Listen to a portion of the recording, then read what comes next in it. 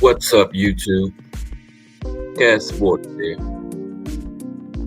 Now, this is a sports channel, so let's talk sports. And this is a great time to be a sports fan, because there's a lot going on in the sports world right now.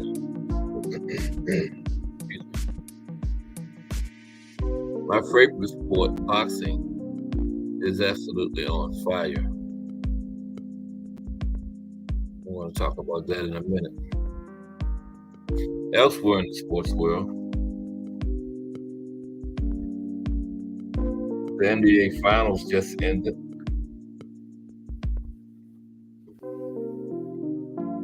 Nikola Jokic and Jamal Murray led the Denver Nuggets to their first NBA title.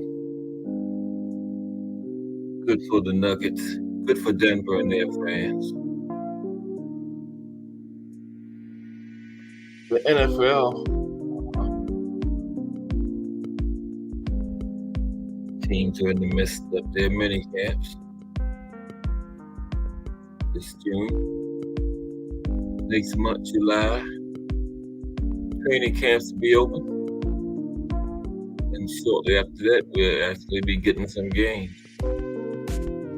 Albeit there'll be preseason games, practice games, but it's football. I know we miss it. And then it won't be long, it'll be September. It'll be the real deal. Real deal, Holyfield.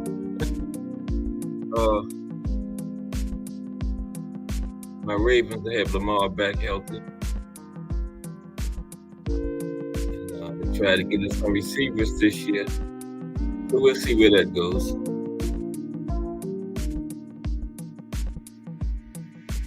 And my Orioles, they are just on fire. They lost yesterday, but they still 17 games over 500, 42-25.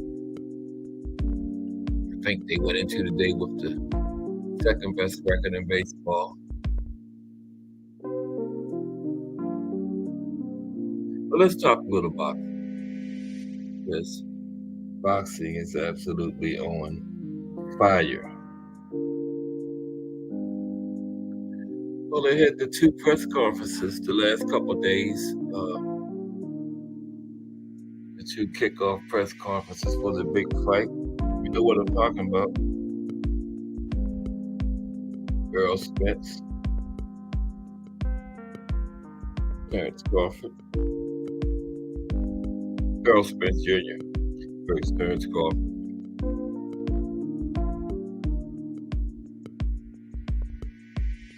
It went well. We had a little back and forth. Mild back and forth. You know, it wasn't nothing like, I'm going to F you up, I'm going to knock you out in the second round. Do this to you, do that to you. You ain't this, you ain't that. Sort of like the Tank Ryan press conference went for the interview that's planned. Earl and Bud wasn't like that, you know. They were more respectful, especially in that last interview they did. Mild back and forth, which is good because it shows they both know what they're up against. You know, shows they both focused. You know, go out there and give us a good fight. Now,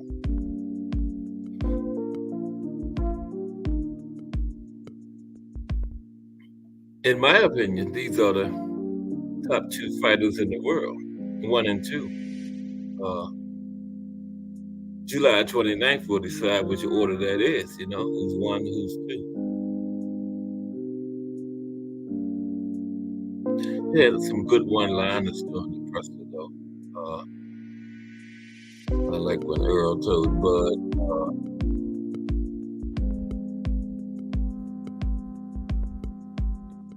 Bud told Earl he's gonna go fishing catch a big fish. And Earl said, "You're not going to catch me with no fishing pole. You're going to need a submarine."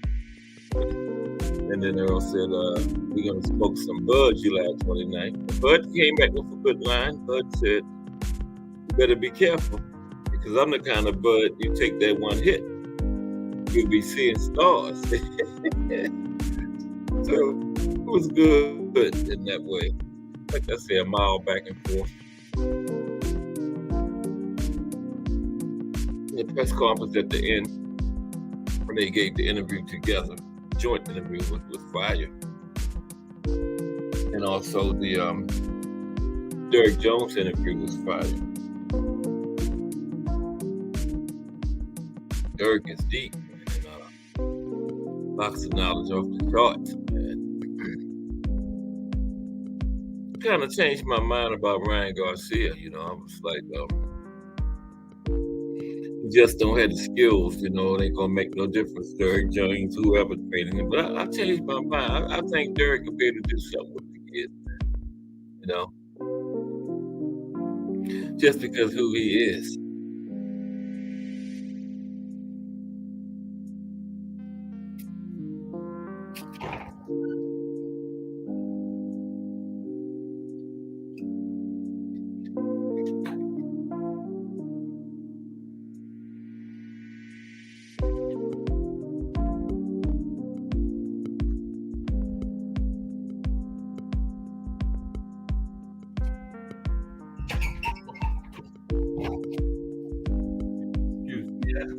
Take care of something real quick.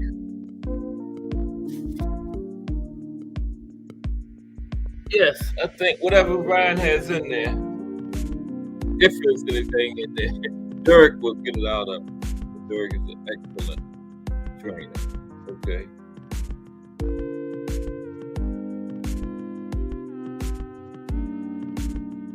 Whereas Eddie Reynoso, I think, when Ryan was with him, Eddie is just riding off the talent of his fighters, like Canelo. Eddie ain't all that. He just riding off of Canelo's talent or Oscar Valdez, The guy's talent is taking them as far as they can go, okay? Like Bomac with Bud. Bomac ain't that good of a trainer, I don't think. It's going off of Bud's talent. But Derek James is different. Sure, he got talented fighters, Earl, Jermell, Frank Martin. But Derek also makes him better with his talents as a trainer. Okay. That's why he's the reigning trainer of the year. Now, in this fight, I'm picking Earl to win it.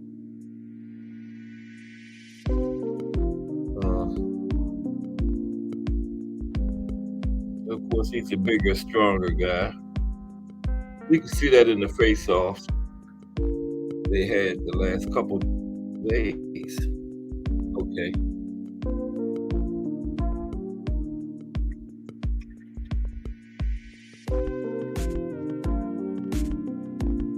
And Earl hasn't been below 147 in his professional career. In fact, Earl's first fight was at 54. And it came down to 47. Now, Bud, on the other hand,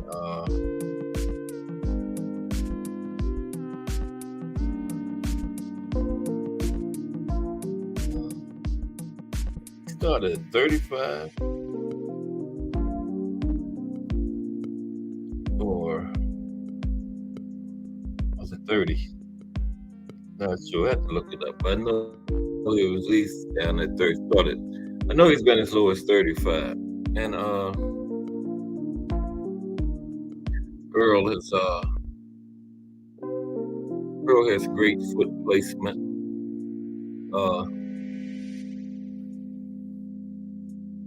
great punch placement, very accurate. Uh, Great punch volume. That's why Earl breaks eye sockets and damages ribs because he hits you in the same area over and over and over and over. That takes a toll on you. Earl is about the best in the game at breaking a fighter down. And will Bud be able to stand up under that for 12 rounds? I don't think so. Okay. Now, I think the dogging Bud will get him through 12 rounds. I'm thinking Earl for UD, but the constant pounding Earl's going to put on him will break him down just like everybody else breaks down under Earl's relentless punching. Now, I think Bud is a better pure boxer, as far as utilizing the ring. Or it's a better feat, okay. Throwing the different punches, Which but not really because, lately Bud's been fighting the majority of the fights as a southpaw. He might start out orthodox, but once he go to southpaw, that's what he primarily has been fighting majority of his fights at. Bud is a great counterpuncher. And that will be something that we'll keep an eye on. Because when Earl's doing them body punches, Bud's going to be punching in between. Okay. And like Earl himself said, he's got to stay focused and not get caught.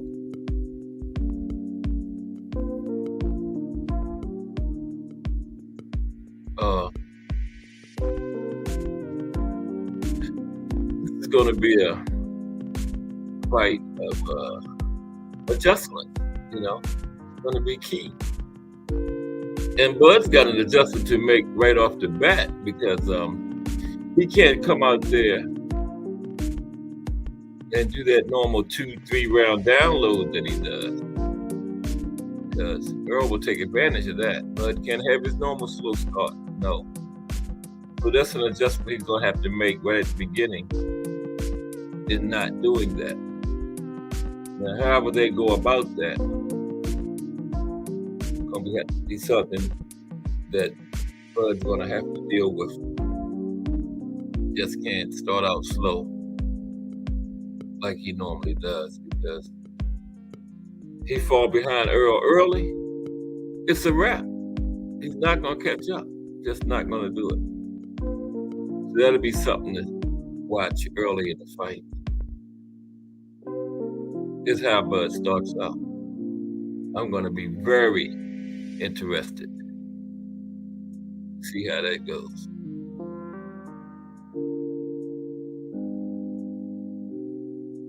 But I'm picking Earl to win a unanimous decision. It should be a good, highly competitive fight. And we could get to at least maybe a trilogy. Okay.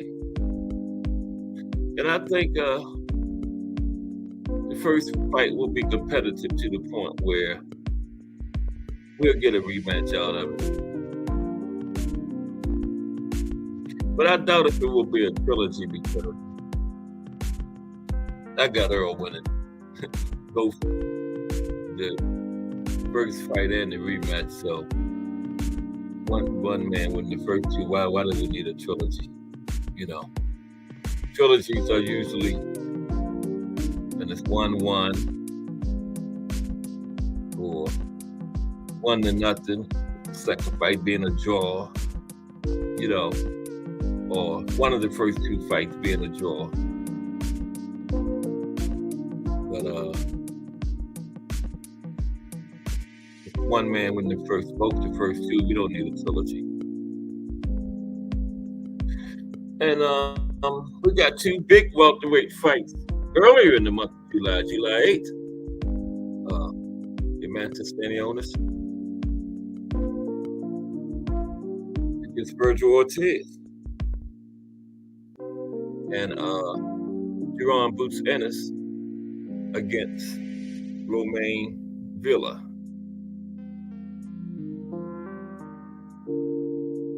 Now,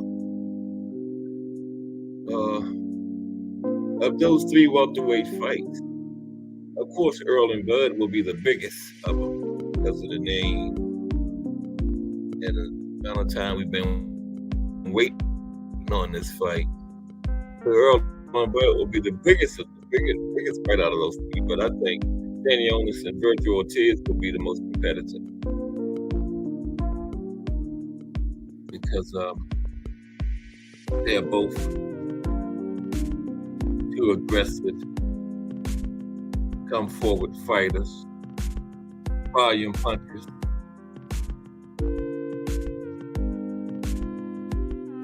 And they both are going to be right there.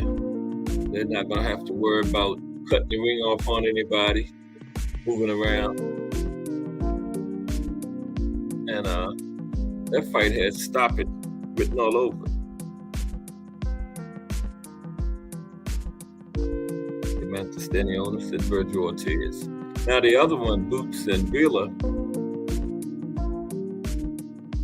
We all remember Boots' last fight against Curran,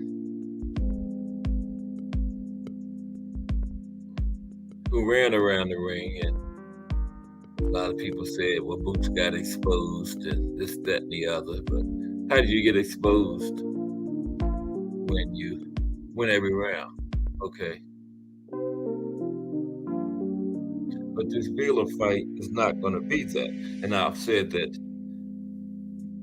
Boots' next opponent, whoever it be, would pay for all the flack Boots caught from the Curran fight, from the naysayers and the haters. And, we didn't know it was Villa at that point, but now we know it's Villa. And he is tailor-made for Boots because he's going to be right there. He's come forward, pressure style. Wow. I got Boots getting him out of there in less than 5 rounds. And somebody said, when I was in a live with, they said that they think Villa's going to fight kind of like Curran did. Nah. Villa don't have that in him. Okay. I went back and watched a lot of Villa's fights, and I'd never seen him fight like that. Villa don't take a step back, okay? Villa's not going to do any running. And I hate to call a fighter running, okay? But what Curran did was running, okay? You have to call it like you see it. But no, I ain't got Villa doing that. And could be a potentially highlight real knockout fight.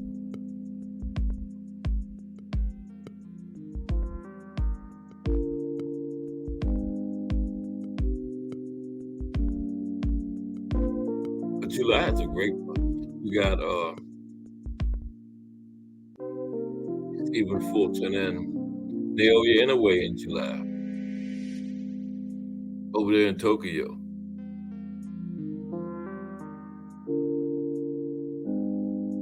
I never understood why the fight is over there though, because it's for Fulton's unified titles. So he's the A side, It's a new division for Inoue. Why is Fulton going over there to Japan? Suppose it's a close fight. Can he get a close decision over there? That concerns me. But Fulton is showing confidence in himself. So, okay. And I guess he's getting a nice bag to go over there and fight. So, but that's the same week That's Earl and Bud. That's going to be a fire week. Whew.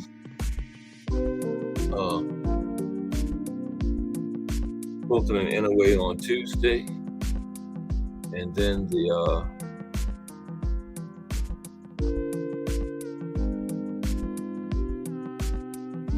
following Saturday,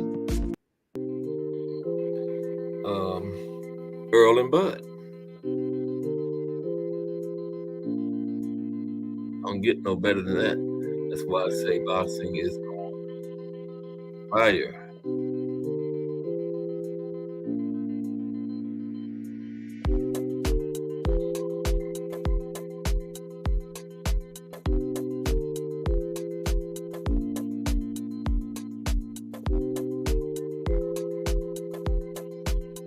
And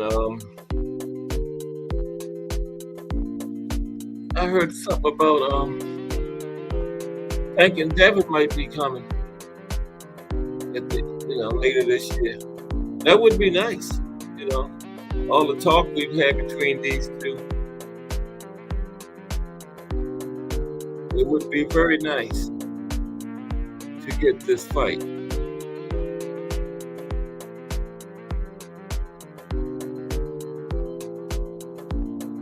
But Devin and his father is definitely not acting like they want to fight, like they were acting, I mean, Devin had the 3-fight deal with Top Rank, and it took about a year because the first Kambosos fight was in June of 2022. And we just had the Lomachenko fight, which was the 3rd fight of the deal in May 2023. And that whole time of that year, we were dealing with the 2 Kambosos fights and the Lomachenko fight. Devin and his father just tank. More than they talked about Kambosos and Lomachenko. So, boxing fans, and Tank was going back at him. So boxing fans we just knew we were going to get that fight, man. But now, since May 20th, you can't get Devin or his father to say Tank's name.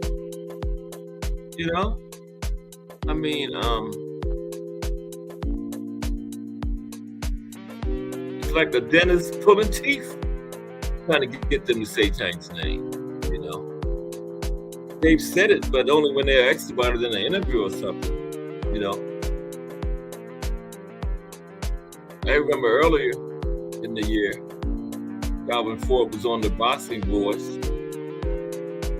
Here comes Bill Haney calling and jumping on there. Oh, Devin gonna knock Tank the F out.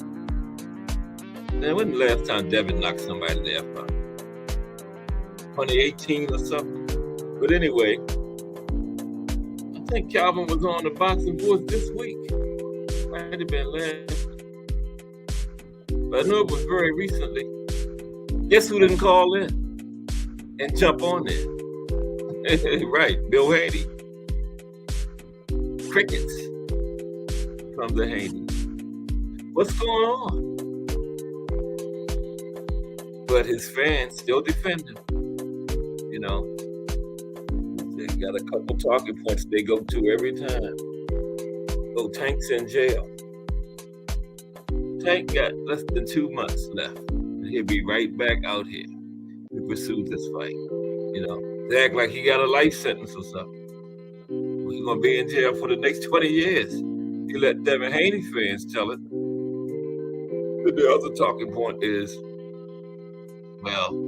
Tank needs to send him a contract. Well, by their standards, Devin needs to send Shakur and Frank Martin a contract. Okay? They're saying since Tank is the A-side to Devin, send him a contract. Isn't Devin the A-side to Shakur and Frank Martin? They called him out, so how come we didn't send them a contract? And I tell you, these fanboys are terrible for the sport. and nobody is worse. Devin Haney's fanboys are looking pretty bad now. The way they changed up, the critical stands they're taking now. But nobody's better than Canelo fanboys. What did he just turn down? 50? Didn't they offer him $50 million to fight Benavidez? And he's talking about Badou Jack or Edgar Berlanga. It's ridiculous, man. Look at Canelo's last 3 fights. Sean Ryder, Triple G, a 40-year-old man who's just a shell of his former self. And Bivol. And Bivol was supposed to be a cherry pick. Canelo thought he was going to go up there to 175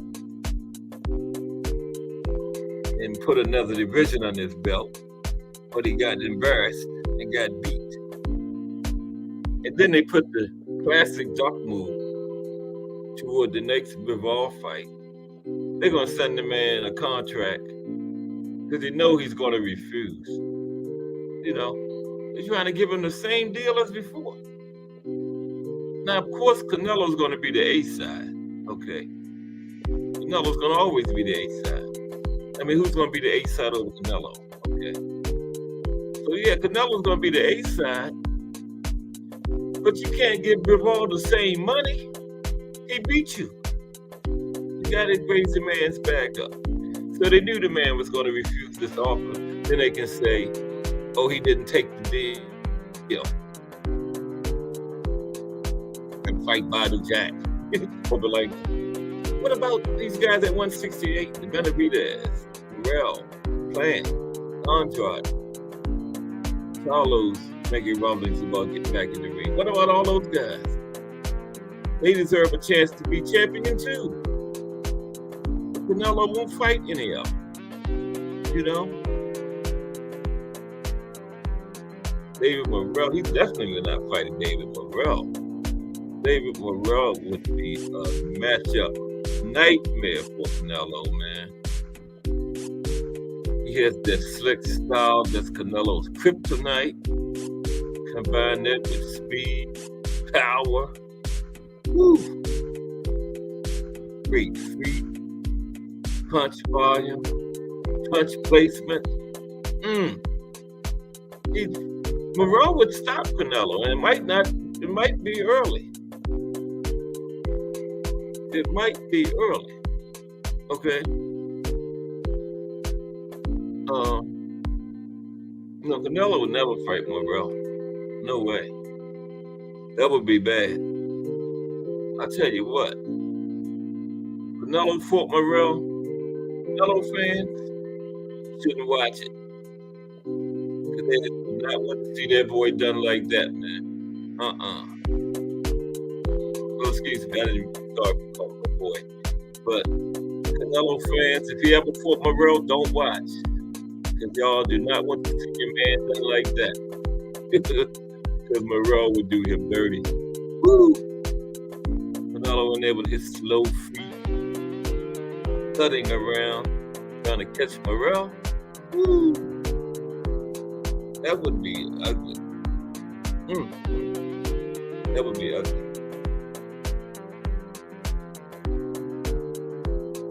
And speaking of our fighters going overseas, why is Franchon Cruz going to the UK to fight Savannah Marshall? Franchon has all the belts. Franchon is undisputed in that division. How come Savannah Marshall is coming to her? You know? Can Franchon get a close decision over there?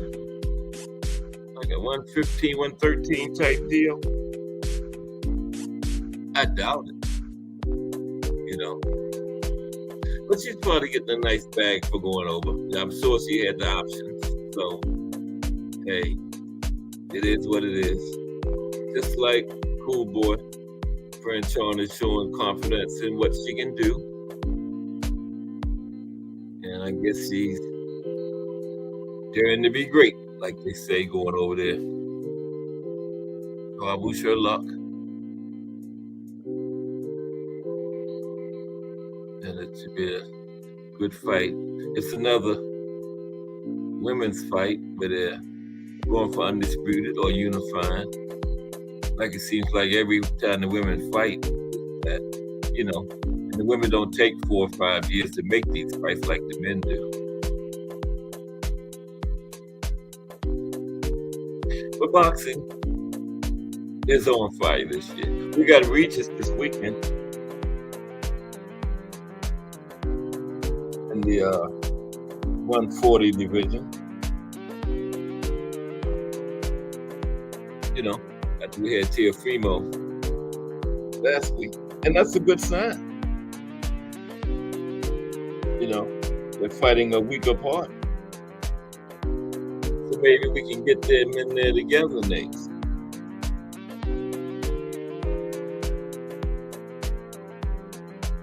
Oh yeah, and I was on the other day. I didn't talk about AB.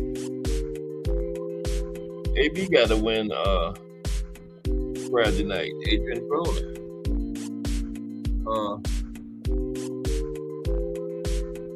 And looked good doing it.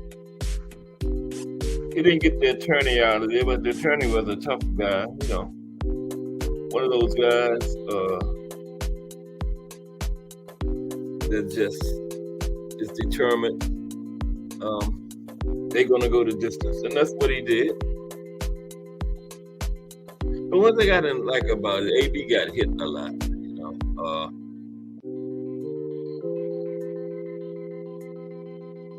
He's not ready for any of the top guys yet. I'd give him another fight. Maybe Rolly. I would love to see AB and Rolly in there.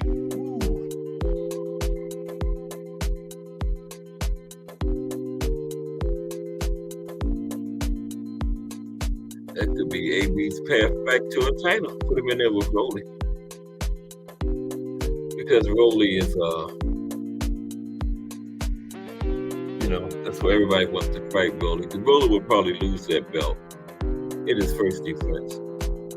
He has no business with it in the first place. Yeah.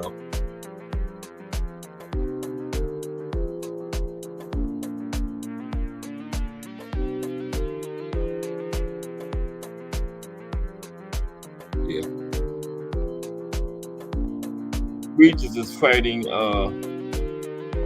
Danielito Zorrilla. Now, where they got him from? Don't ask me. I haven't seen anything scheduled for Matthias.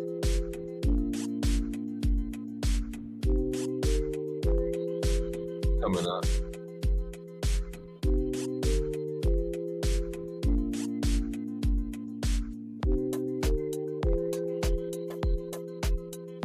But yeah, we got Regis this weekend in New Orleans, down in his home.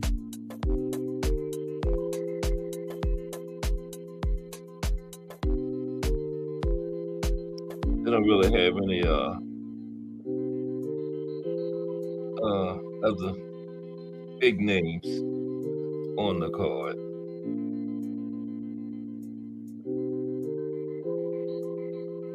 And then the next day, June 18th, we got Tim Tszyu and Carlos Ocampo in Australia for Tszyu's WBO interim. Ocampo could ruin the potential Jermell and Tim Tszyu matchup. Ocampo could pull it off. But nah, Ocampo ain't getting no decision over there in Australia. He can forget it. You gotta figure out a way to get Tszyu out of there, and I doubt it. Tszyu and Jermell will still be on track. Yeah.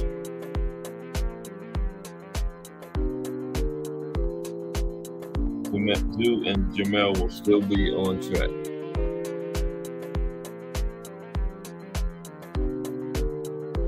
But I just can't say it enough. Boxing is on fire this year.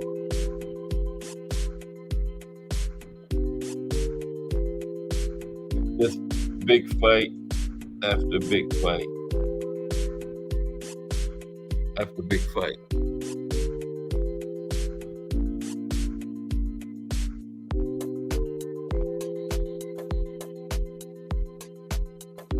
Erickson Lubin is fighting week after next.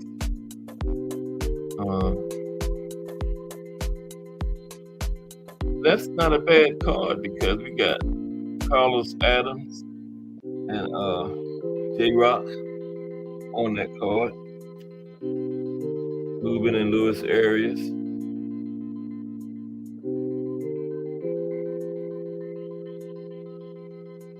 Then on that same day,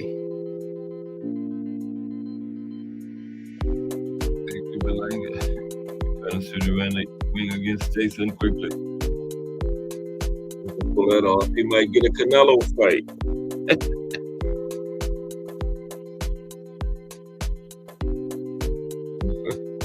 Wouldn't it be something if Berlanga could get in there and catch Canelo with something? Would it be a 17th knockout victory?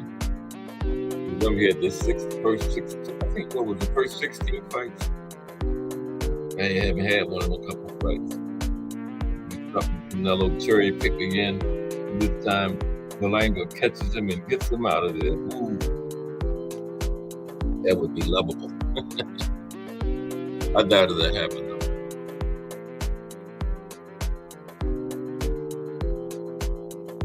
I doubt if it will happen.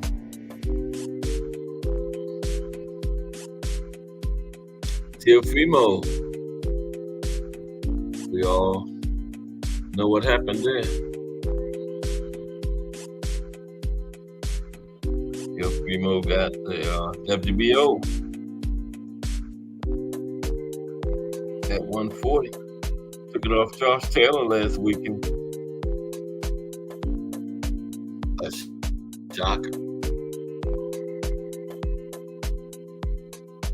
I gave Teofimo a little chance in that fight. But he shocked the world and got it done. Made adjustments and everything. You know? You have to give his father props.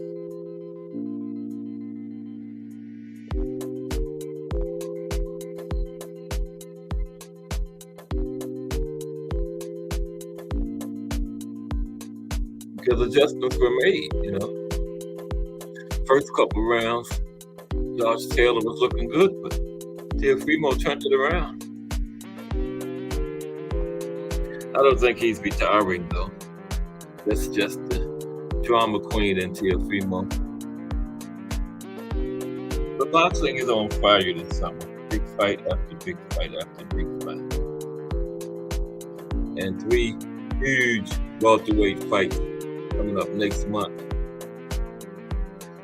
And also, Earl and Bud will be the biggest fight out of the 3. I think Virgil and Stanionis will be the most competitive fight of the 3. Because those 2 are going to be in the phone booth, locked in the phone booth. These are one of those guys like taking a step back. High punch volume, pressure. I can't wait for that one. And then we got Boots and Romain Grilla on the same day. Wouldn't it be nice if stuff was like winner versus winner between those 4 guys? But nah, we won't get it. It would be nice, but the sides of the street nonsense and all that kind of stuff the men always come up with will prevent that. But it would be nice.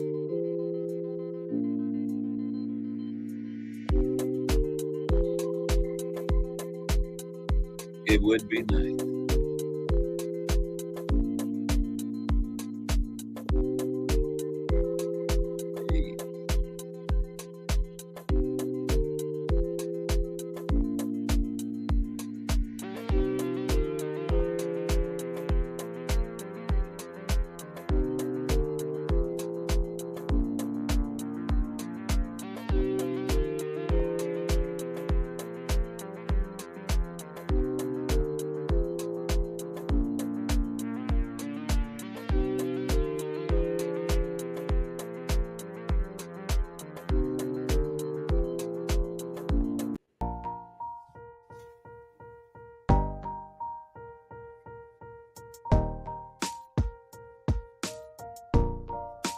then Better Beeve is fighting Liam Smith, man.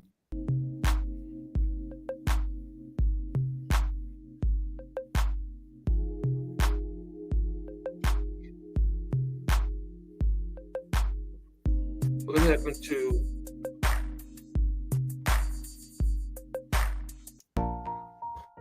Bivol and Better Beeve?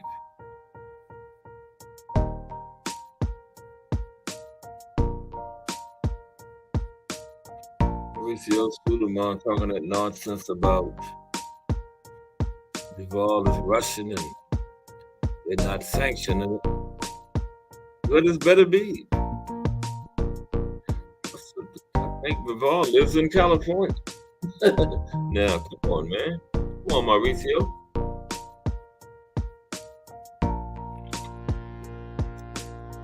But boxing is on fire.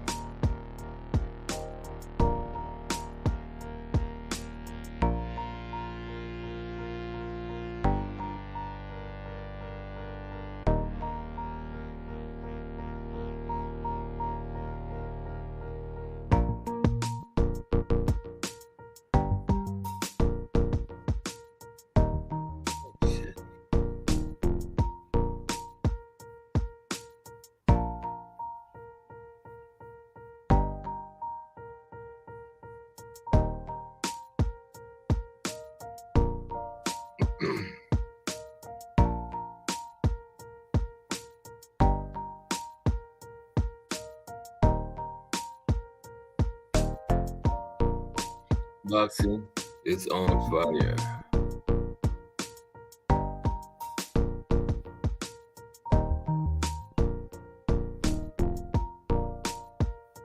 And that's all I have for right now. Thank you. And good night.